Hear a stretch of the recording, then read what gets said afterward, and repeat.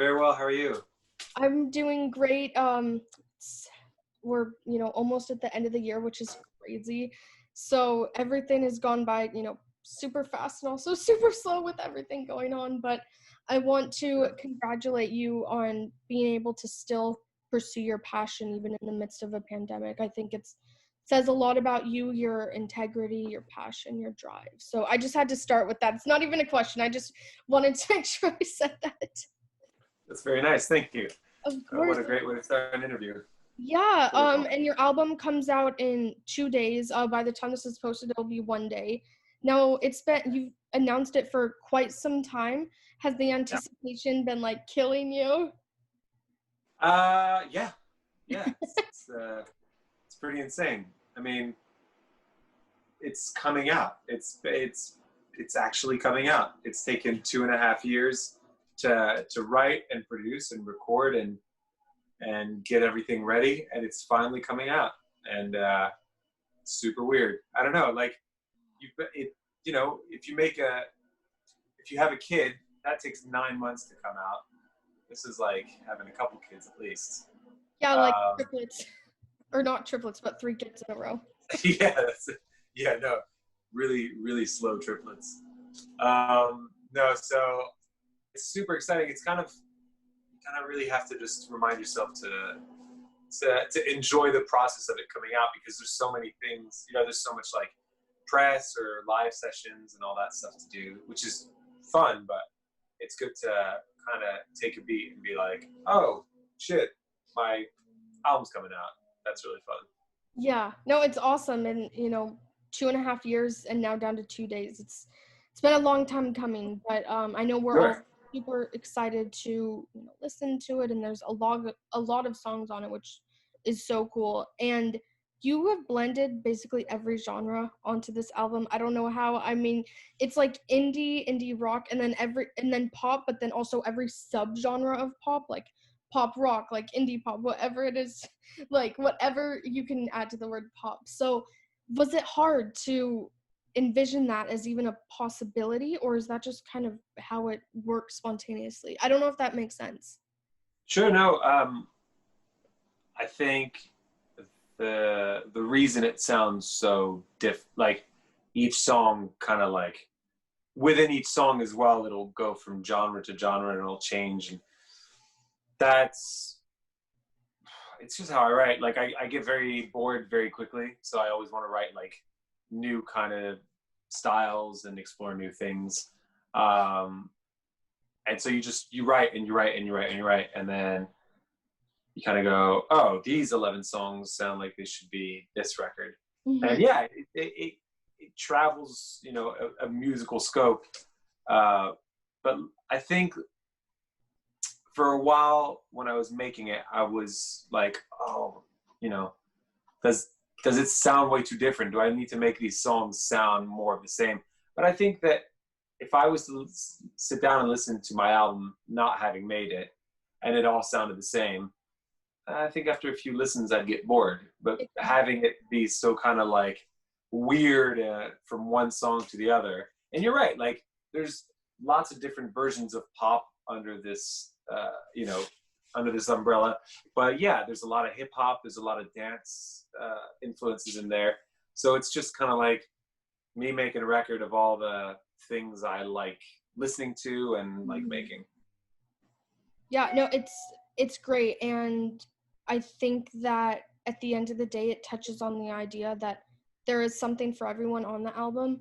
I mean, there's countless artists I like, but like maybe their album as a whole, like I do have a couple of favorite songs, and something it's great, but it's not for me. And I think it's okay for artists to be like, yeah, this certain song is not going to be for everyone, but okay, go to track 3, you'll like this one, And obviously that doesn't take away from the fact that we appreciate people such as you as an artist. But I guess what I'm trying to segue into is what song do you anticipate? I keep using the word anticipate to be the most shocking, I guess, for people who have listened to you, like, oh wow, this is truly a different sound for him. He stepped out of his comfort zone. Well, I don't know that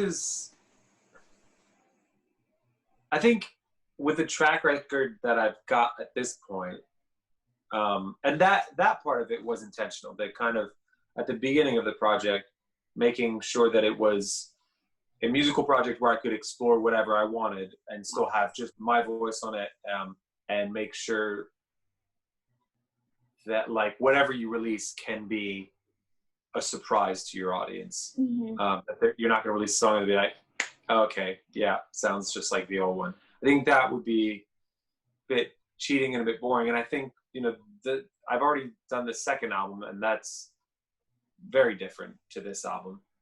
I've already done it. Oh my gosh. Wow. Yeah, but yeah, in terms of songs that would shock people, I mean, I did one on there called World is Falling Apart, which was written as a pop song for this other pop star. I'd written it for them. They liked it, and then they ended up passing on it. I think it was just a bit too dark for the subject matter was a bit too dark for them. So I ended up keeping it for myself, and it's quite a quote unquote poppy track by today's standards, and it's a bit different from the others, but within the context of the record, still sounds like, hopefully, I mean, to me, I've heard it a million times, so to me, it sounds like it's part of the record. Hopefully, by the time people get to track whatever it is, track 6, they won't be like, that's weird, or they'll be like, it's weird, but in a good way. Yeah. But then there's the track that's coming out on Friday. I mean, the rest of the album comes out on Friday, but the lead single's called Gwyneth. And that's really upbeat and like wears a lot of its influences on its sleeve, but hopefully, yeah, it's just a very weird, fun, upbeat track. Not that I haven't done tracks like that before, but it's a kind of different breed this time. Yeah, and it's actually named after, so to speak, Gwyneth Paltrow. So I Yes. have to ask, you forgive me, you might have answered this before, but No, please. Spielberg is obviously, I think of Steven Spielberg. So was your stage name also, was that inspired after Steven Spielberg? Yes and no. Gotcha. In a lot of what it represents for my love of that kind of era of filmmaking. And then there's some other reasons, but yeah, I think what it evokes in people, I think is a good, concise, one-word name. Exactly. I feel like, correct me if I'm wrong, you're the expert, but I feel like a lot of artists recently have been going with the one name, which I love it. I think it's super fun. Like, even I think Madonna, Cher, and Prince paved the way for the one name artists. So people are just trying to, climb on to whatever piece of Madonna, Cher, or Prince they can get. Exactly, because they're great people to look up to and be inspired by. Sure. And going back to, I kind of want to ask the same question that I ask about genres, but flip it and talk about the emotions. So the album is truly all encompassing. You're touching on happiness, love, heartbreak, grief, vulnerability, like every human emotion that I think we all experience to some extent, maybe, some emotions more than others. But again, which song do you think will either not, I don't want to use the word shock, but will either like touch people the most or, make them like really sit back and think, wow, like I really relate to this? Well, I have a song called Climb. That's the last song on the record. I think that's the first song in terms of the songs that are on this album that was written for it. And it's been out for a couple years, but I still wanted it on the album, and I wanted it as the last track on the album. And it's, it's a very personal song about loss, and it has this big gospel outro, which kind of, as the last track on the album, it's like that last grasp of like just feeling a bit more emotion as you're exiting the album. So I think that one's a little bit deeper. That one's a little bit more serious, but like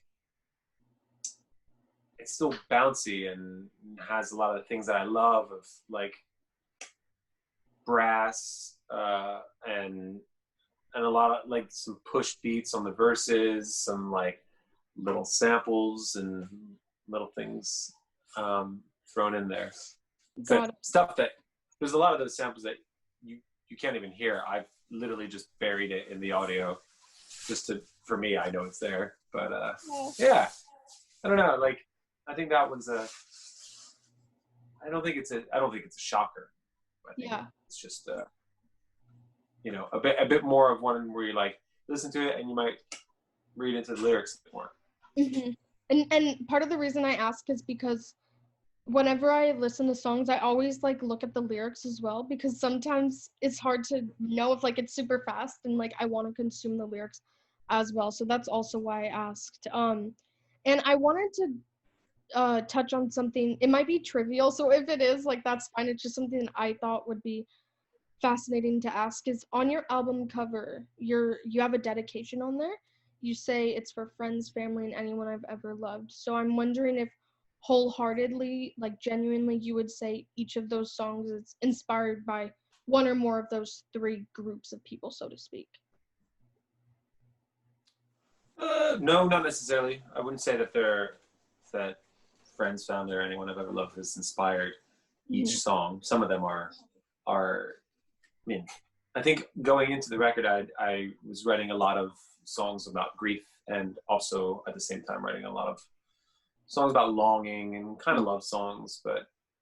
And so I kind of made a conscious effort to write about anything but that for a while, and then came back to it a little bit. But I wanted to try and force myself to write songs that were just had a weirder context, or Yeah.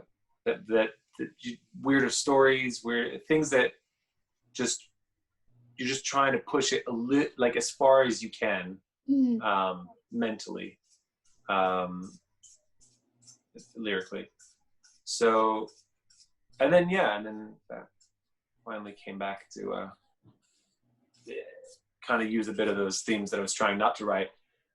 Once it was ready to write about those again, they made their way back in naturally. Oh, I'm so glad they did. I think it's important for artists to have those, personal experiences serve as inspirations, but also, like you said, kind of step outside of that. All right, Sure, I of have a few more questions. Is that okay? course. All right. So within this interview, I realized like we started talking a lot about like the track numbers and like you said the last track and stuff.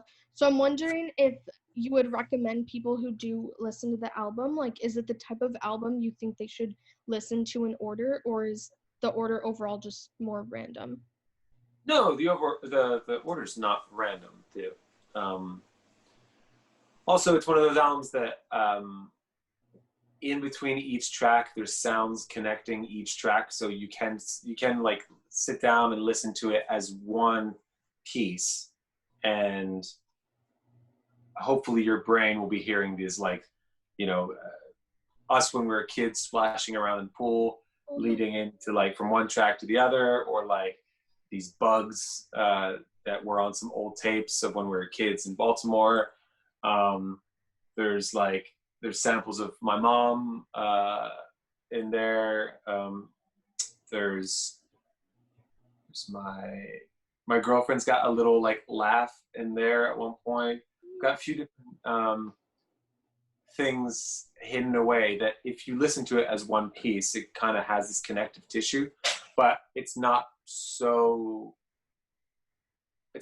much the thing where it's like one big mix. Like each track doesn't like mix into the next. Where so you could listen to it on shuffle if you wanted to, but for those listening to it from start to finish, it's kind of a fun thing of just like this, you know, it ebbs and it flows together. Oh, that's so cool. That what a great intentional like creative choice or creative prerogative you took there. Props to you on that as well. I haven't listened to it all, but I previewed it a little bit, so I'm definitely going to listen to it all the way through in order. Nice. I love like storytelling within music, and the fact that I mean each song already is telling some type of story, whether it's personal or applying to a bigger message about life in the world. but it's powerful to me that it's also going to have those fun nostalgic sounds. I'm a super nostalgic person, so that made my day. Cool. Awesome. Well, one more thing. I just wanted to ask if you could kind of do like your elevator pitch. So give us your Twitter, Instagram, Facebook fan page, and then just a little call to action for everyone to check out your album on all streaming platforms. Sure. So you can check it out online.